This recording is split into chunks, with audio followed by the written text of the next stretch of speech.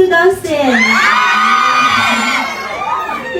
Thank you for supporting me.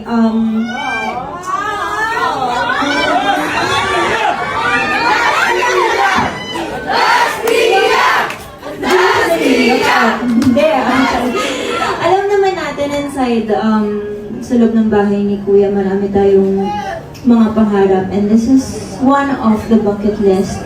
So sabi ko, ganito pala yung pakiramdam na mga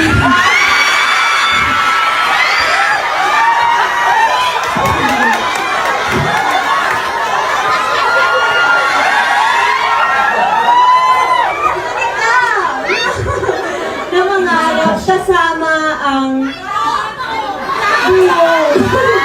diba? So thank you so much. Thank you. Salamat sa pagsalaw sa akin during our good and even the bad days. Thank you. So, ayan, this is ano. Oh, thank you.